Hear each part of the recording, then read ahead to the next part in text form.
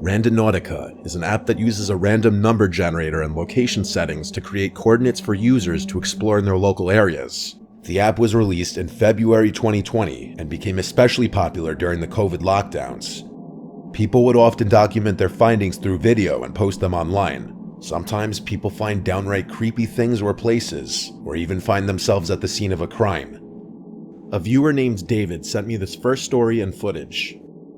It was August of 2020. The weather had been good, and so he and a friend decided to use Randonautica out of boredom. They generated 4 anomalies in total, since the first 3 were in someone's backyard or inaccessible locations. In the app, anomalies are points that can be either attractors or voids. Attractors are clusters of random points that are very dense, while voids are clusters with a very low density. The 4th anomaly looked promising, and so the 2 friends drove there. You can see on the screen the street they drove down, followed by the small path they went down after parking.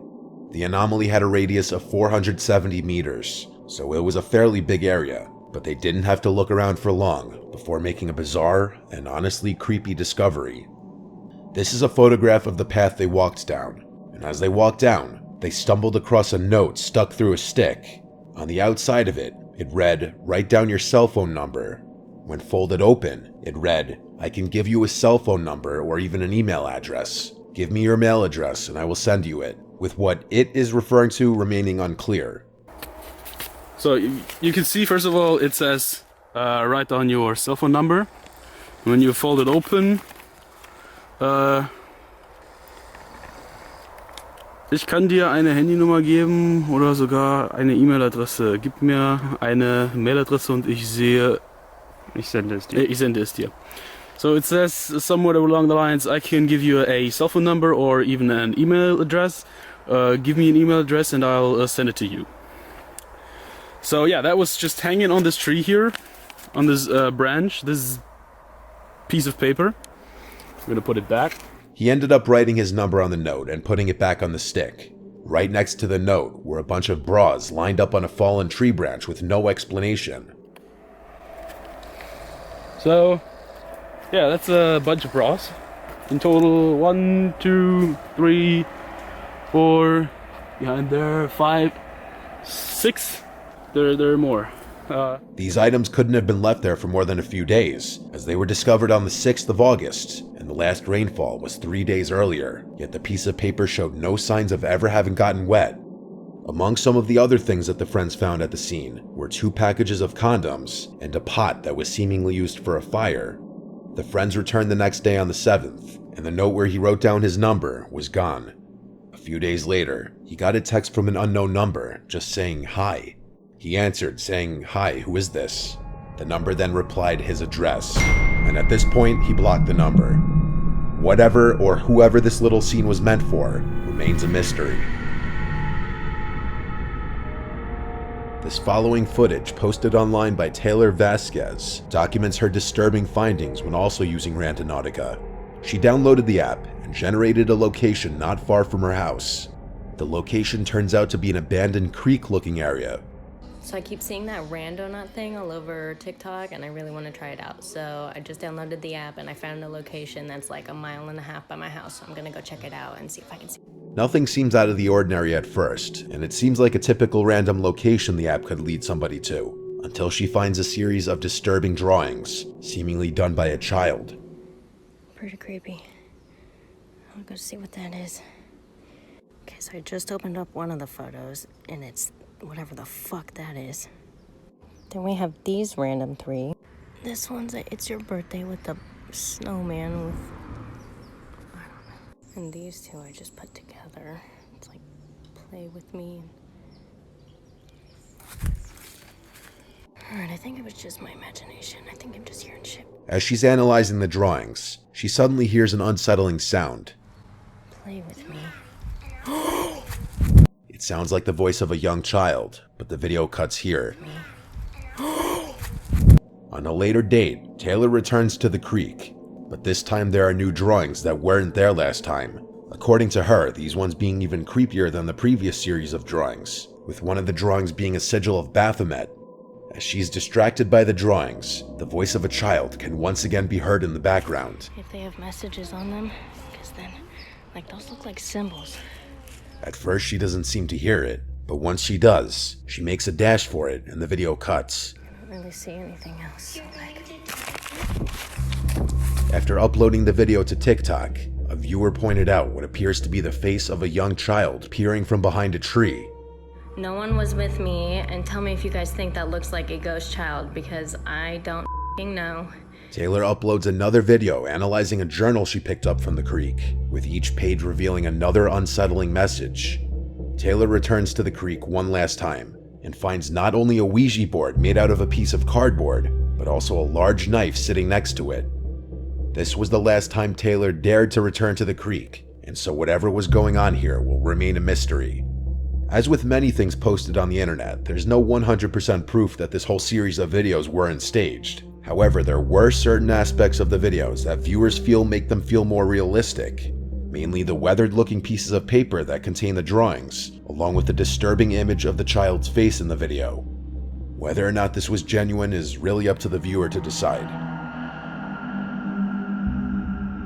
This story was sent by viewer Davey S. One night as she was scrolling through TikTok, she came across a story about a few teenagers who were using Randonautica, and after following the set of coordinates they were given, reached a secluded beach area where they saw a suitcase washed up that contained something disturbing. But I'll talk more about that in a bit. Davey and her roommate Ash saw this and were determined to make their own unsettling discovery on the app. They invited 2 other friends to join them, and when they all got together, they gathered in Davey's room and figured out how to use the app.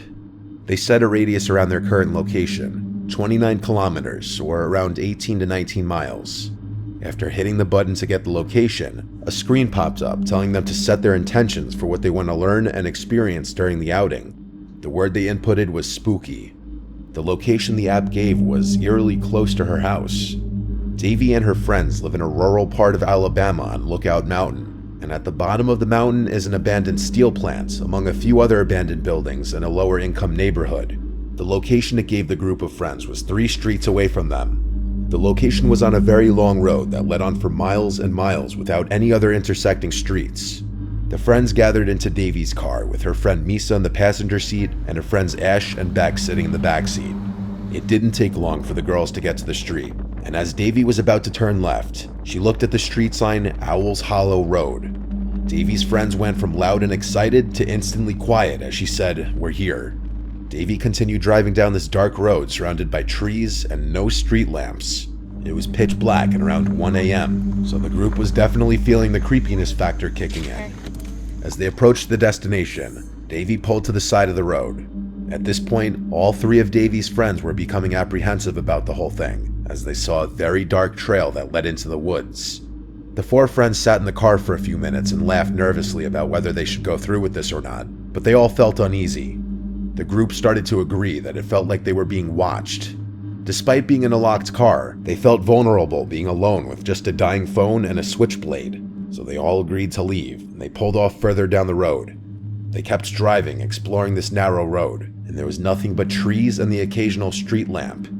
Davey was getting tired and decided to just do a 3-point turn on the very narrow road and go back home. There was a sense of relief until the group realized they had to pass the trail again. As they passed it, Davey looked in her rearview mirror and saw what seemed to be a hooded male figure standing in front of the trail.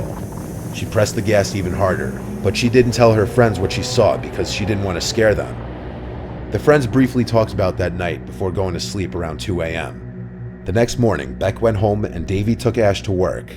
Misa decided to hang out with Davey for a little longer before she had to be home in a few hours. They discussed going back to the trail since it was daylight and they felt a bit more comfortable. They made their way back to the trail and got out of the car, this time with keys and phone in one hand and pocket knife in the other. As they walked up the trail, they realized it led uphill, something they didn't notice the night before because it was so dark. They started to feel like something was off, like they were being watched again. They made it to the top of the trail, which led to a clearing, almost like a dump site as she described it.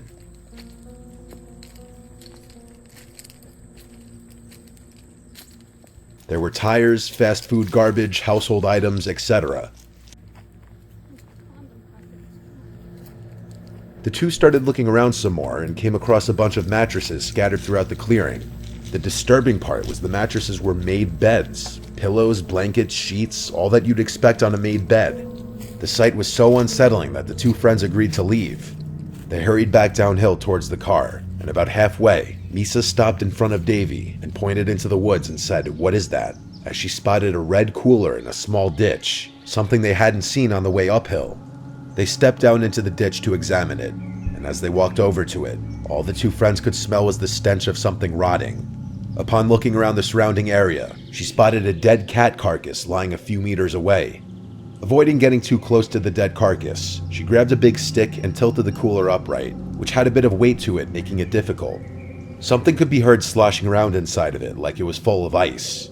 She shoved the stick into the top of it and opened it slightly, and when it opened, a gust of hot, moist, putrid air hit Davy in the face. Bugs and maggots immediately started coming out of the cooler, along with a horrid smell of decaying overpowering the smell of the cat. Upon opening it a little more, what she saw was a wad of wet, matted black hair. Davy ran back to Misa and yelled to get in the car. The two sped down the road as Misa frantically asked Davy what was in the cooler, but she couldn't open her mouth in fear of puking. After driving a little ways up the road, hoping to find a driveway to assist in turning around, Davy eventually gave up and did another really tight three-point turn on the narrow road, but the two would have to pass the trail one more time. As they did, Davy noticed some pieces of wood in the road that had not been there before. She looked around and saw the same hooded male figure from the night before, standing in the woods. She drove her car over the pieces of wood, damaging the bottom of her front bumper, and then sped off back home. She and her friend returned to the trail one more time since this incident to record the trail, which was the footage you've been seeing. Davy has deleted the Randonautica app and not used it since.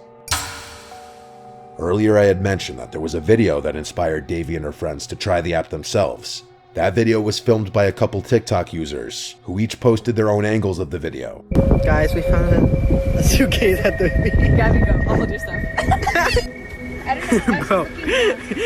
Bro. Wait, open it. Me and Gabby were like, we're gonna find nothing. Open it. It was sweet. It stinks, y'all. It washed out. It's Oh. Oh. Okay, so she's calling the police so we can see if it's actually a dead body or it's just food. What do I found a suitcase on the water in Alpha Beach. And Yeah, here's the crime scene.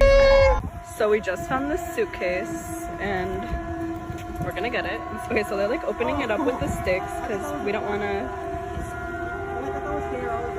Yes, there's a bag. There's a bag, like a black bag in there. The Randonautica app generated a location that led them to a rocky break wall below a jetty at the shore of Alki Beach in West Seattle, when they found a mysterious black suitcase washed up on a bunch of rocks under the bridge.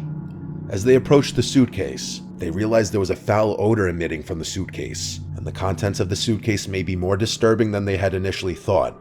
The teens called the police, but with Seattle police response times being notoriously slow, the police took 3 to 4 hours to show up, and by that time, the tide had risen enough to where the suitcase had washed away. It took a scuba team to retrieve the suitcase and its contents.